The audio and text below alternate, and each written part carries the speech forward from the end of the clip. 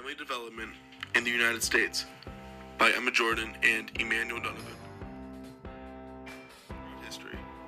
America has been the hub of big dreams and perfect ideals, along with the American dream of owning your own business and becoming wildly successful. The perfect family has been something many people strive for. But what does the perfect family look like?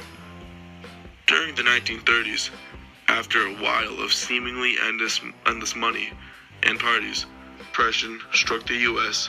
with a large amount of frugalness within families, cutting costs wherever they can, even if that meant having smaller families.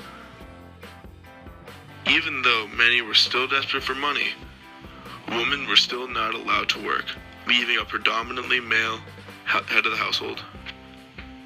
Shifting to the 1960s, couples are still married before having children, although now the rise in number of children is back up, and 40% of women now have joined the workforce. Now we start to move into the 1980s. After the 1960s and summer love, the rise of contraception has begun to spread all over the United States of America. Many families have begun to switch to a more modern family, meaning that more and more households than ever had only a single parent. During the 1980s, families began to have a more stable financial income, leading to larger and happier seemingly families. Moving to the present day, families have no strict borders. Families come in all different shapes and sizes. So how has American values changed over time?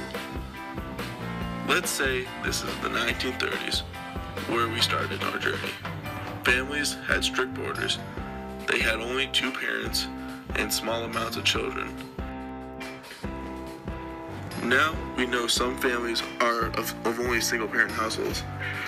Some are not biologically related, but they are all still family, which is what really matters. Also, appreciating that they're living in the United States of America, where there is liberty and justice for all. Allowing families to create their own sense of what family means to them gives justice for everyone.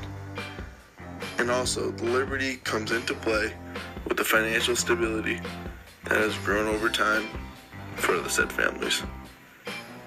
This may seem as a representation of the U.S. and its social change.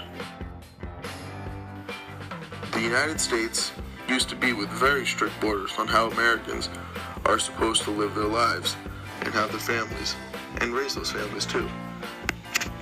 Now we can see that the United States is a melting pot. This means that all the families come together, even though they are from different backgrounds, races, and financial states.